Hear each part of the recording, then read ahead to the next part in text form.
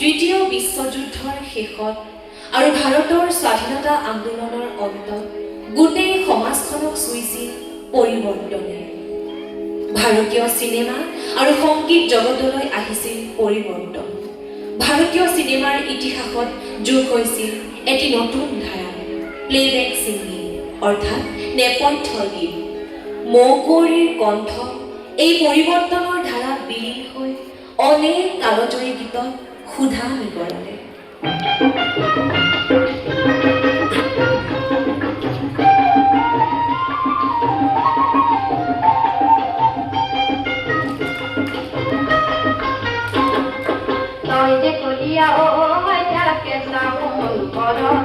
বলিয়া বলিয়া ও তাকে না ফুল পরকে মুখে গলি গলি বাউলা জিল মিল পরে ওটা মুটা জলে ওটা কেসা ফুল পরকে জানি মাজরে জনমুরা জনিও জানি মাজরে জনমুরা জনিও জানি মাজরে জরা দিঘা বয়রা নিনল বাজনিও আগরে সিনাপি জনমুরা জনিও আগরে সিনাপি জরা।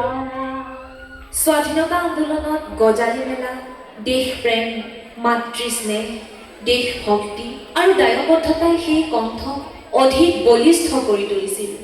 পালন কৰিছিল কণ্ঠৰ দায়বদ্ধতা। কণ্ঠৰ শিহৰণে নিজ দেশ আৰু মাটিৰ প্ৰতি থকা গভীৰ ভালপোৱাক জাগ্ৰত কৰিছিল।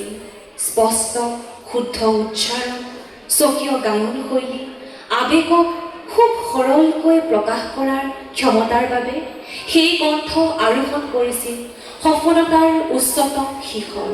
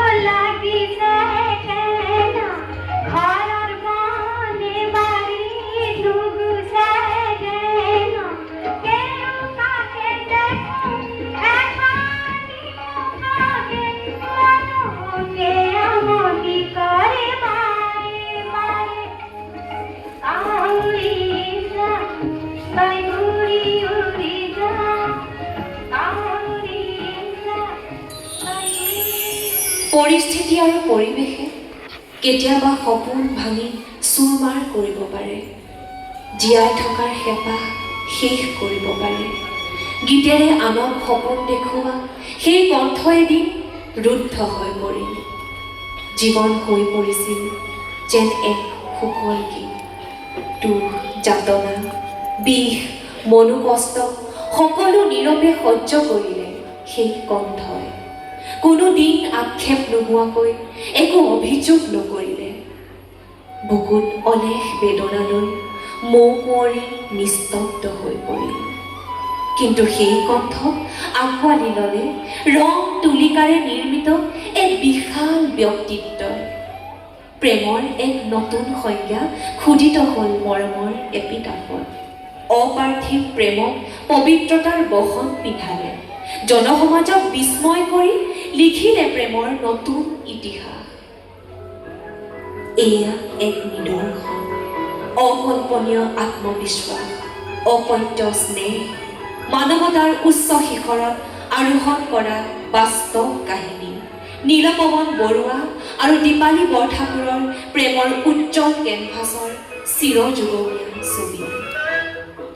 ফুল বনা দুলা জামিনী ফুল বনা দুলা জামিনী জোনাকিয়ে হাঁহি যায় যায় জোনাকিয়ে হাঁহি যায় দুবৰিৰ বুকুতে নিয়াৰৰ মুকুতা ৰঙতে তীৰে বিৰাই যায় জোনাকিয়ে হাঁহি যায়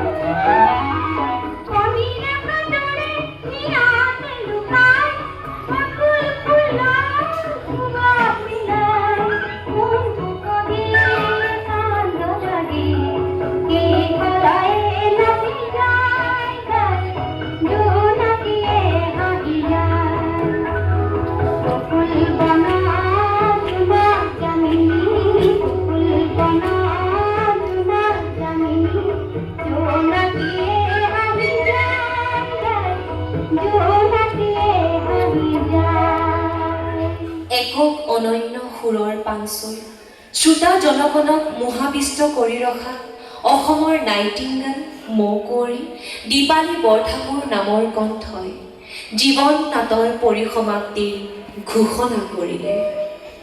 যেন খহি পৰি অসমৰ সাংস্কৃতিক আকাশৰ এক ধ্ৰুৱতৰা জোন ঢলে জোনালীতে তৰাৱতীক চাই গ'ল গৈ দীপালী বৰঠাকুৰ। ৰেডিঅ' গ্ৰামোফোনৰ যুগৰ পৰা একবিংশ শতিকালৈ অম্লান হৈ পৰিল সেই কণ্ঠৰ জনপ্ৰিয়তা। ভালপোৱাৰ বন্দৰত নিশংক হৈ ৰ'ল জীৱন লগৰী নীলপৱন বৰুৱা।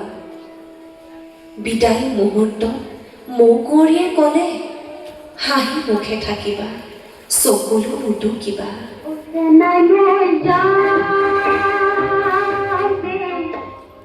বিহুতে আহি তেতিয়া গাই যাম অ হাঁহি মুখে থাকিবা অ চকুলো নুটুকিবা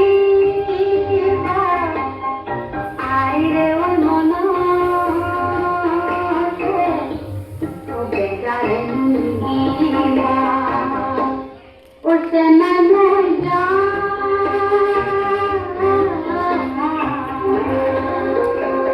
এমুঠিমান কালজয়ী গীতেৰে অমৰত্ব অৰ্জন কৰা শ্ৰদ্ধাৰ দীপালী বৰঠাকুৰৰ জীৱনপন্থী নোহোৱাই গ'লেও গীতসমূহে তেওঁৰ কথা চিৰদিন সোঁৱৰাই থাকিব। সেইগৰাকী চেনেহ কণ্ঠী যাদুকণ্ঠী মৌকুঁৱৰীলৈ এয়া আমাৰ বিনয় হস্তৰ প্ৰণামী মুদ্ৰাৰ একাজনী শ্ৰদ্ধাঞ্জলি।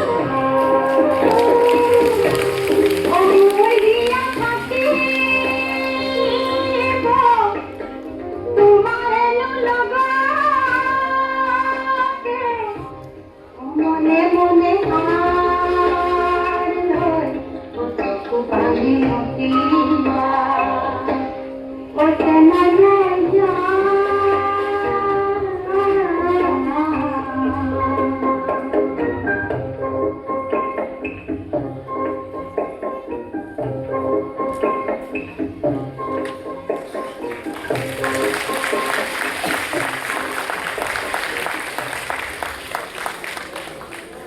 ধন্যবাদ।